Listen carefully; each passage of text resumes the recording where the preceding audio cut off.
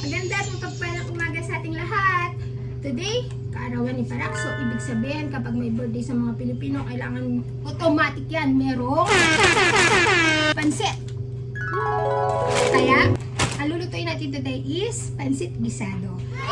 Pansit gisado is a mix ng kanton at ng pansit version, pansit bihon version na lulutuin natin ngayon. Pero yung sahog na ilalagay natin na karne is inadobo na ni Parak. Sabi pero inadobo natin pero konting suka lang para hindi maasim-asim naman. Pero sa aming mga Kapampangan kasi ang luto doon is lutong toyo. Kumbaga mas more on toyo kesa sa suka. Although minsan kasi ang ibang adobo version is pantay yung adobo, ang suka niya at ang toyo. So sa aming mga Kapampangan it's more on toyo. That's why lutong toyo, minsan nga hindi namin nilalagyan niya na suka. It depends.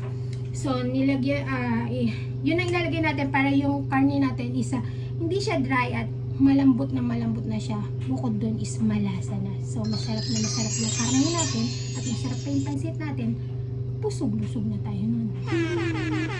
So, anyway, I'm wearing my shirt. Bigay ito sa akin na birthday gift ni Ate Rita at ni Kuya Sally.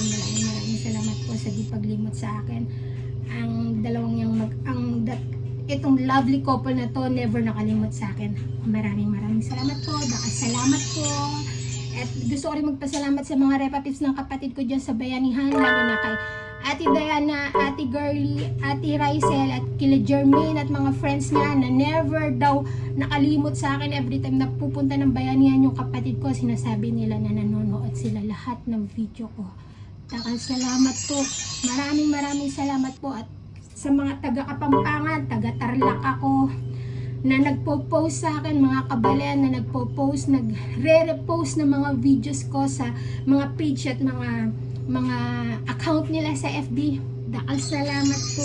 Lubos po ako nagpapasalamat. Maraming salamat po. Isa rin po yung regalo sa akin sa birthday, nitong nakaraang birthday ko. Lubos po ako nagpapasalamat sa inyo sa walang sawang suporta. So, bago dumating si Parak, dahil umalis muna siya, nagsimba siya. Sabi niya, sisimba siya ng 7 o'clock. Pero sigurado umabot yun ng 8 o'clock dahil ang bago gumalaw. So, magluto na tayo ng pansit para pagdating niya, ay kakainin na siyang pansit. Dahil para sa aming mga Kapampangan, kaming mga Pilipino, pansit is life kapag may birthday. So, let's go!